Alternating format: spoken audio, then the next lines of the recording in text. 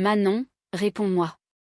Pourquoi est-ce qu'un couple de personnes âgées que je ne connais pas habite dans la villa de luxe au bord du lac d'Annecy que j'ai acheté pour toi? Ces paroles ont figé instantanément la table du dîner de famille pourtant si animée. Un bruit métallique et creux a retenti. En face de moi, mon père, Gérard, avait laissé tomber son couteau sur son assiette. J'ai arrêté ma main à mi-chemin de ma bouche, une part de tarte aux pommes au bout de ma fourchette, et j'ai lentement levé les yeux. Le regard de ma grand-mère Bernadette me traversait littéralement pour venir transpercer ma sœur Audrey, assise avec raideur à côté de moi, puis nos parents. Revenant tout juste de plusieurs années passées à l'étranger pour son travail humanitaire, ma grand-mère semblait bien plus stricte qu'auparavant, entourée d'une aura qui ne permettait à personne de l'approcher à la légère. « Mamie, qu'est-ce que tu viens de dire ?» Ma voix tremblait. Ces mots semblaient bien trop irréels pour quelqu'un comme moi, qui avait du mal à rassembler ne serait-ce que l'argent pour le déjeuner d'aujourd'hui. « Ne m'as-tu pas entendu, Manon ? Je parle de la résidence secondaire au bord du lac. La maison que j'ai achetée pour toi il y a 3 ans pour assurer ton avenir. » Sa voix était calme, mais derrière elle, je pouvais sentir quelque chose comme du magma en ébullition. « Mamie, n'y a-t-il pas une sorte d'erreur ? » J'ai rassemblé tout mon courage pour parler. Mon cœur battait la chamade. Je ne possède aucune maison. Pas de résidence secondaire, pas même mon propre appartement. Je suis pratiquement sans domicile fixe en ce moment. J'ai été expulsée de mon studio le mois dernier et je dors chez des amis depuis. Quoi ? Le sourcil de ma grand-mère a tressailli. Je savais que quelque chose ne tournait pas rond. Dès mon retour, je suis allée voir la propriété pour te faire une surprise. Tu n'étais pas là. À la place, un couple de retraités que je n'avais jamais vu auparavant a ouvert la porte. Ils ont dit qu'ils étaient les parents du mari d'Audrey, Bastien. Audrey, aimerais-tu expliquer ce qui se passe ? Du coin de l'œil, j'ai vu la main de ma sœur Audrey trembler alors qu'elle tenait son verre de vin. Audrey, je me suis tournée vers elle. Ses yeux erraient partout, sa respiration était rapide et superficielle. « Mamie !» s'est écriée Audrey, criant presque. « C'est sûrement une sorte de malentendu. Tu as dû te tromper d'adresse. Il y a beaucoup de villas similaires là-bas, et tu viens de rentrer. Tu dois être épuisée par le décalage horaire. » C'est vrai, maman. Ma mère, Sandrine, est intervenue. Des perles de sueur perlaient sur son front. C'est juste la fatigue du voyage. Tes souvenirs s'embrouillent. Allez, le rôti va refroidir. Silence. Le cri de ma grand-mère s'est abattu sur les paroles de ma mère comme un coup physique.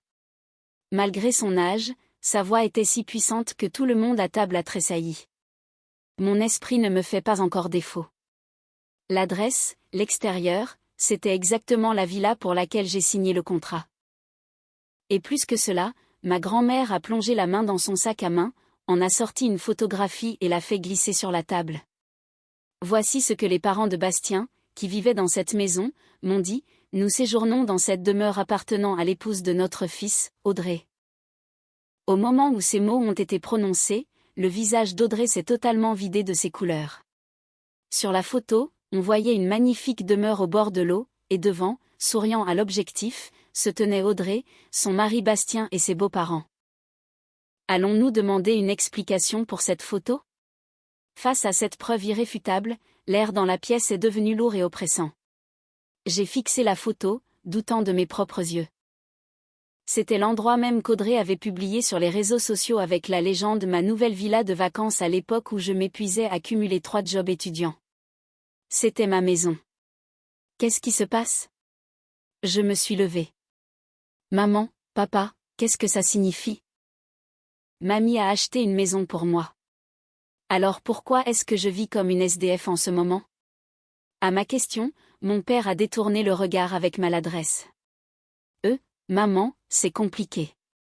C'est un dîner de famille aujourd'hui. Parler d'argent à table n'est pas vraiment approprié, n'est-ce pas ? Demain, nous pourrons nous asseoir dans mon bureau et en discuter correctement. Ma grand-mère l'a coupé froidement. Non, nous réglons tout ici et maintenant. Manon, tu ne sais vraiment rien, n'est-ce pas ? À propos de la villa à 1 million d'euros que je t'ai envoyée il y a 3 ans et de la façon dont elle a été utilisée. 1 million d'euros. La pièce s'est mise à tourner. Le solde de mon compte bancaire quand je l'ai vérifié ce matin était de 10,50 €. Travailler 3 jobs, sacrifier mon sommeil, tout cela pour voir chaque centime disparaître dans les remboursements de prêts étudiants et les frais de vie. 1 million d'euros était un chiffre que je ne pouvais même pas imaginer. Je ne sais rien. Je n'ai jamais vu de résidence secondaire, et on ne m'a jamais dit que quiconque en avait acheté une pour moi. À mes mots, l'expression de ma grand-mère s'est légèrement adoucie, un soupçon de pitié traversant son visage. Mais cela a disparu tout aussi vite, remplacé par un regard dur alors qu'elle se tournait vers mes parents. Gérard, Sandrine, vous m'avez dit ceci, n'est-ce pas? Manon est mentalement instable et incapable de gérer une telle somme d'argent. Jusqu'à ce qu'elle devienne indépendante, nous agirons comme ses tuteurs et gérerons cette villa en son nom. Quoi? Je n'en croyais pas mes oreilles. Attendez une seconde, maman. Papa, quand ai-je été mentalement instable? J'ai obtenu mon diplôme major de ma promotion à l'université et j'ai travaillé avec diligence depuis. Je ne vous ai jamais causé de problème, pas même une fois. Manon, calme-toi, a dit ma mère d'une voix basse. Il n'y avait aucune inquiétude dans ses yeux, seulement un avertissement qui disait « Ne dis rien d'inutile. Tu es excitée en ce moment. Tu vois, c'est exactement ce que je veux dire par instable. Ne vous avisez pas de dire ça. » Je me suis levée d'un bond. Ma chaise s'est renversée derrière moi avec un grand fracas. Je suis parfaitement normale. C'est vous qui êtes malade. Quand je ne pouvais pas payer mon loyer, vous m'avez dit que je ne faisais pas assez d'efforts et qu'il fallait être indépendante, n'est-ce pas? Et pourtant, dans mon dos, vous avez remis une maison à mon nom à Audrey. Manon, comment oses-tu parler à tes parents de la sorte? A hurlé mon père en frappant du poing sur la table. Nous l'avons fait pour ton bien. Tu n'as pas la capacité de gérer des actifs, alors nous l'avons confié à Audrey. Pour mon bien. L'absurdité de tout cela m'a laissé trop engourdie pour même pleurer. Oh, tais-toi un peu. A crié Audrey. Une femme ordinaire et ennuyeuse comme toi ne mérite pas une belle maison comme celle-là. Nous en faisions simplement bon usage. Tu devrais nous remercier. Audrey, toi. Ma vision s'est troublée de frustration. Tout mon corps tremblait de rage. C'est ça la famille? Est-ce que c'est ce que les gens liés par le sang se font les uns aux autres? Ça suffit. La voix de ma grand-mère a tranché net dans le brouhaha des cris. Elle s'est levée lentement, s'appuyant sur sa canne, et s'est approchée de moi. Puis elle a posé sa main doucement sur mon épaule tremblante. Manon a raison. Vous êtes tous pourris. Complètement pourris jusqu'à la moelle. Maman, c'est allé trop loin. A dit mon père, le visage tordu. Nous avons tout fait pour le bien de la famille. Ma grand-mère l'a regardé froidement. Il n'y a pas de famille ici. Il n'y a que des hyènes qui se sont nourries de la propriété de leurs filles et petites-filles. Ce soir, tout sera réglé. Elle a sorti un smartphone de sa poche et a appuyé sur un numéro abrégé. Entrez, s'il vous plaît. Oui, tout de suite. La porte d'entrée s'est ouverte, laissant entrer une rafale d'air froid nocturne ainsi qu'un homme. C'était Maître Lefebvre, l'avocat personnel de ma grand-mère. Il portait une épaisse mallette. Madame Bernadette, j'ai apporté tous les documents comme convenu. A dit Maître Lefebvre d'un ton professionnel, en posant une lourde pile de papier sur la table. Qu'est-ce que tout cela signifie? Mon père a reculé d'un pas, titubant. Gérard, Sandrine et Audrey, a déclaré ma grand-mère. Je vais maintenant passer en revue chaque acte frauduleux que vous avez commis. Page par page. Ne pensez pas un instant que vous pourrez vous échapper. J'ai essuyé mes larmes et j'ai levé la tête. La chaleur de la main de ma grand-mère me donnait de la force. C'est vrai. Ce n'était pas le moment de pleurer, et j'avais le devoir de leur faire face pour qu'ils assument les conséquences qu'ils méritaient. Dans la pièce redevenue silencieuse, mon petit rire a résonné. Je me suis levée lentement, abandonnant le masque de la victime effrayée que je portais jusqu'à présent. Faisant semblant d'essuyer mes larmes avec ma serviette, j'ai regardé ma famille avec des yeux froids et impitoyables. C'est fini la comédie, mamie. Oui, en effet, Manon. J'ai été très bien divertie, a répondu ma grand-mère, se tenant fermement à mes côtés, sa canne frappant le sol. Mon père, ma mère et Audrey étaient sans voix devant notre transformation soudaine. Hein, Manon, pourquoi ris-tu ? A demandé ma mère d'une voix tremblante. Vous ne voyez pas ? Vous vous êtes fait jouer. Leur ai-je dit froidement. J'ai continué sans pitié. Il y a une semaine, mamie m'a contacté. Pas par vous, mais par ma tante. Elle a dit, il semble que la famille intercepte mes lettres et t'isole délibérément. À partir de ce moment-là, nous avons tout su. Et c'est pourquoi nous avons préparé le terrain pour ce soir, ce soi-disant dîner de retrouvailles.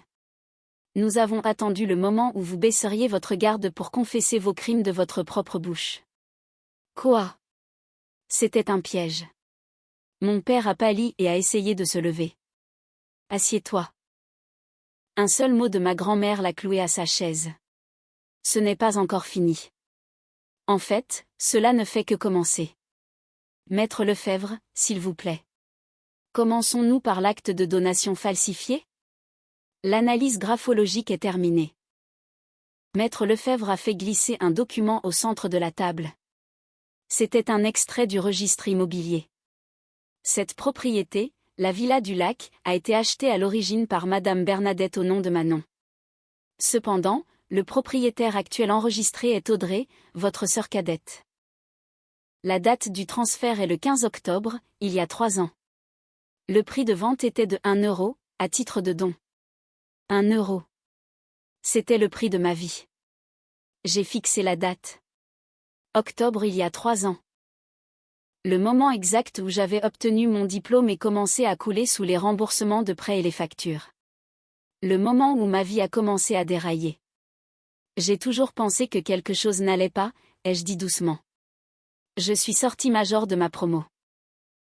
J'avais des recommandations de professeurs et j'ai atteint les entretiens finaux dans plusieurs grandes entreprises à Paris. Et pourtant, chacune d'entre elles m'a rejeté sans explication. J'ai fixé mon regard sur mon père. Ses yeux fuyants. À cette époque, des emails anonymes ont été envoyés au service de ressources humaines des entreprises que j'allais rejoindre. Des emails affirmant que Manon souffre d'une maladie mentale grave et qu'elle était une source de problèmes à l'université. De quoi parles-tu ? Il a essayé de jouer l'idiot. Les adresses IP ne mentent pas, papa. Les emails ont été envoyés depuis cette maison et les horodatages correspondent aux heures où tu étais dans ton bureau. Tu m'as poussé vers le chômage exprès, n'est-ce pas ? Parce que si je devenais indépendante, tu ne pourrais plus continuer à commettre des fraudes en utilisant mon nom. Non, c'était pour ton bien. Et toi, maman, ai-je dit en me tournant vers ma mère. Je comprends enfin pourquoi, peu importe mes efforts, je n'avais jamais d'économie et pourquoi je ratais toujours les vérifications de solvabilité pour ma carte bancaire. Maître Lefebvre a produit une série de relevés bancaires. Voici le compte que Manon utilisait pour rembourser ses prêts. Elle y déposait de l'argent chaque mois grâce à ses petits boulots. Cependant, les fonds étaient automatiquement redirigés, non pas vers l'organisme de prêt, mais vers un compte caché au nom de Madame Sandrine. Ma mère a eu un hoquet de surprise.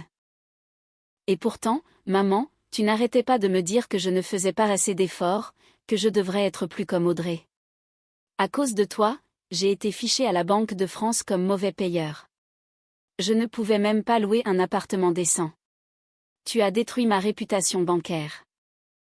Tu m'as forcé à cumuler 3 jobs et à vivre malgré tout dans la peur de finir à la rue. Ma mère a couvert sa bouche de ses mains tremblantes. Ma pauvreté n'était pas de la malchance. Ce n'était pas un manque d'effort. C'était une cage soigneusement et délibérément construite par mes propres parents. Et toi, Audrey ? Je me suis tournée vers ma sœur. Elle me foudroyait du regard comme si elle était la victime. Les parents de Bastien vivent dans la villa, n'est-ce pas ? Et alors ? A répondu Audrey en levant le menton. Les parents de Bastien sont à la retraite et voulaient un endroit calme pour vivre, alors je les ai laissés rester là-bas. Qu'est-ce qu'il y a de mal à ça ? C'est mieux que de laisser l'endroit vide. Tu les as laissés rester?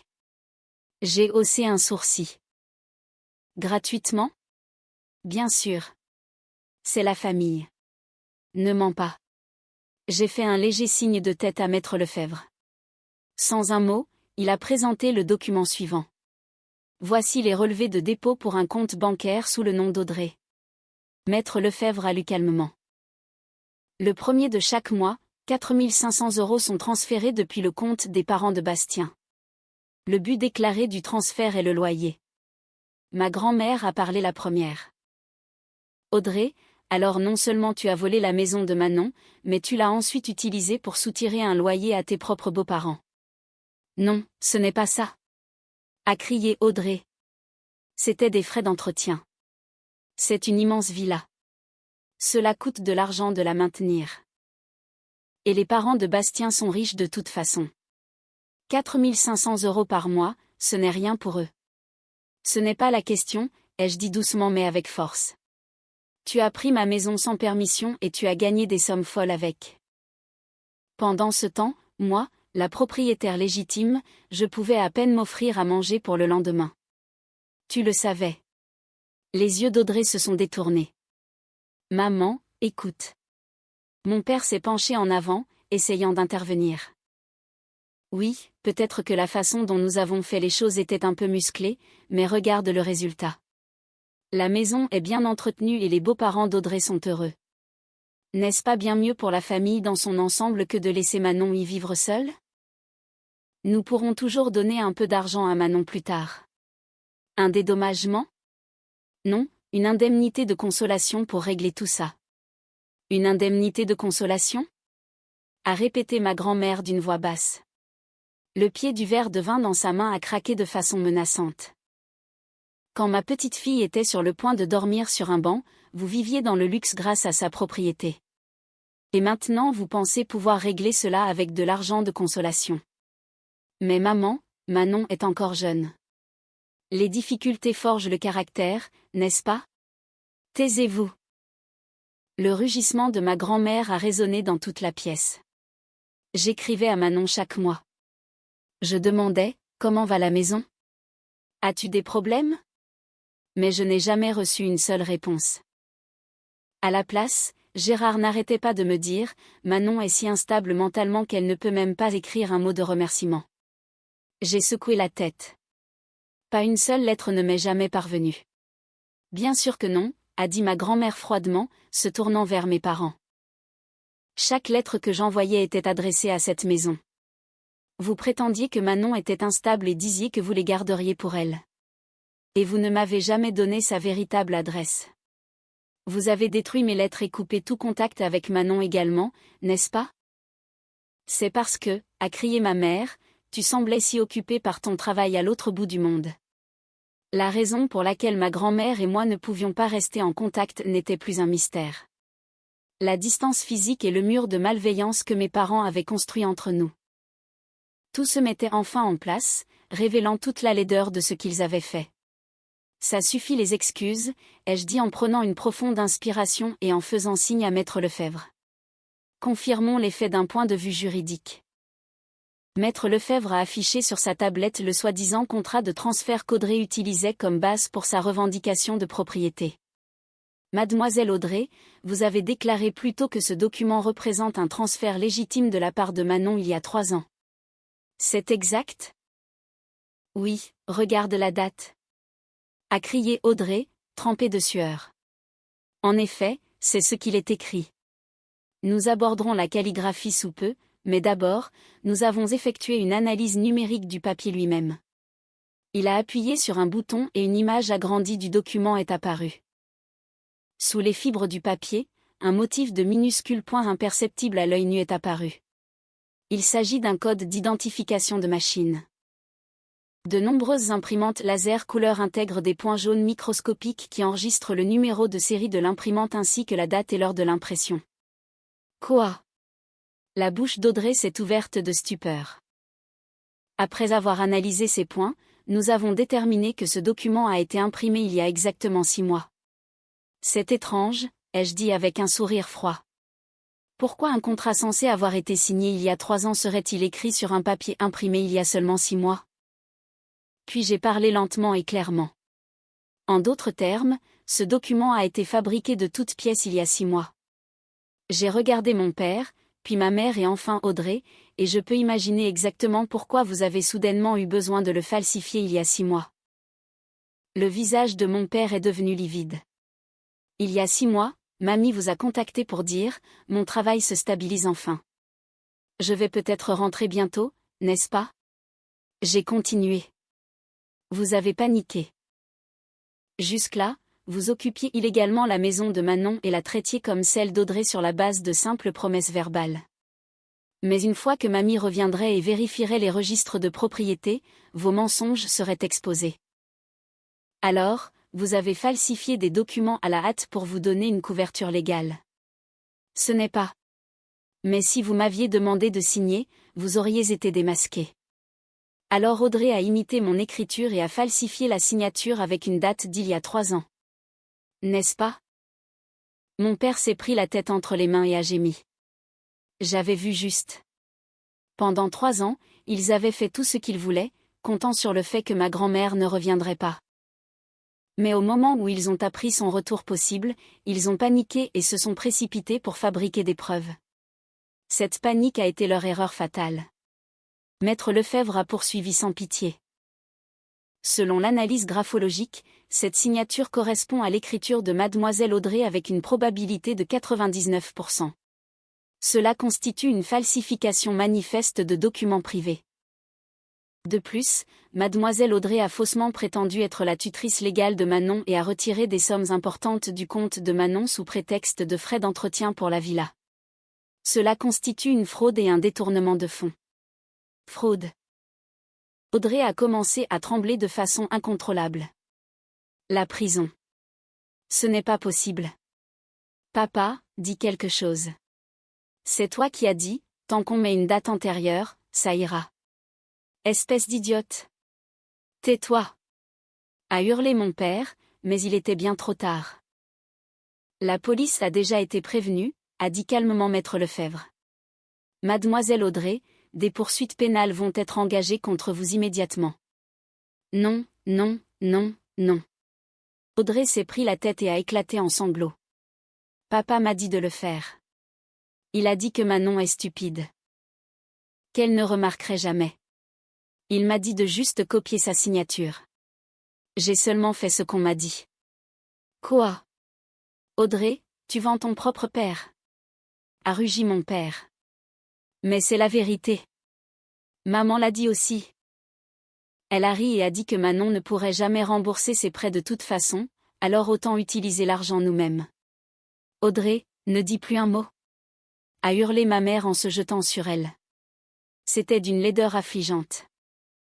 Les personnes même qui prêchaient les liens familiaux et l'amour quelques instants plus tôt se jetaient maintenant des accusations à la figure, essayant désespérément de se rejeter la faute.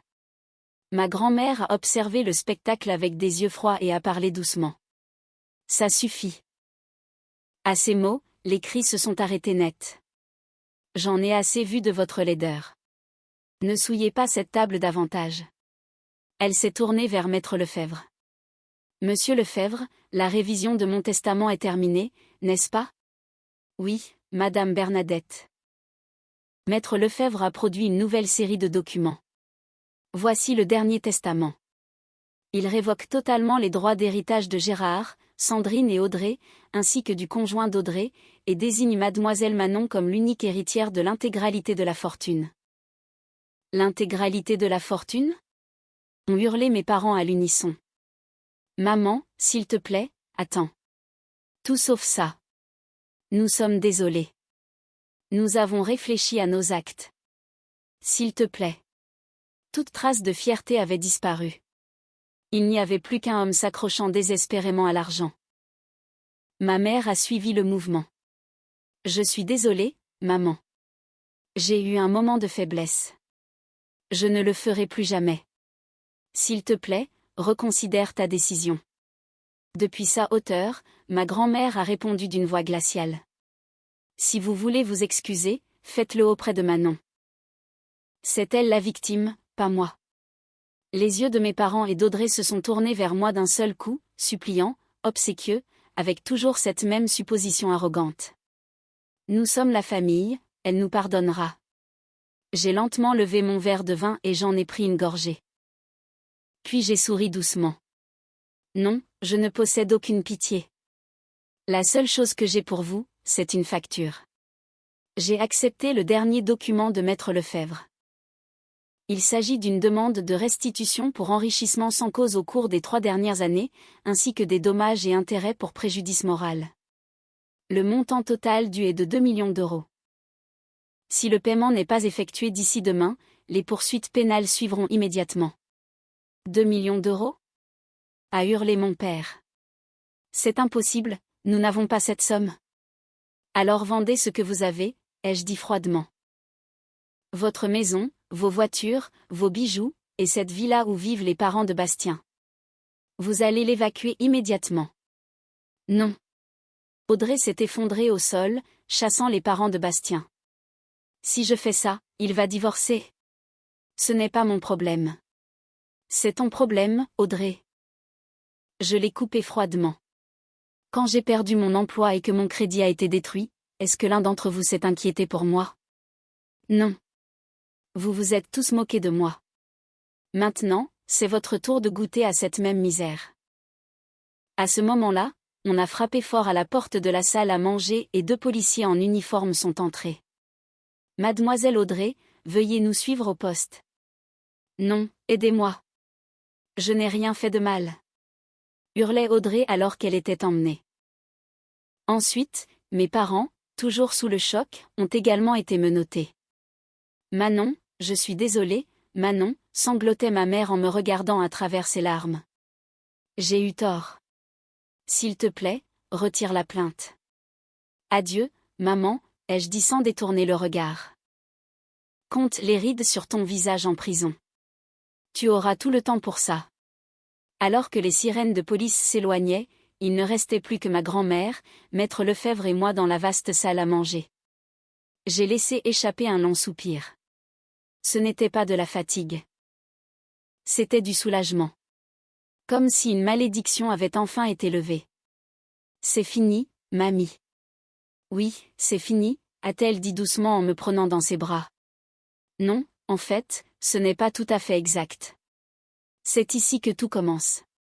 Ta vraie vie. 1 an a passé depuis cette nuit. Je me tiens maintenant sur la terrasse en bois de la villa du lac à Annecy. Cet endroit est vraiment le mien.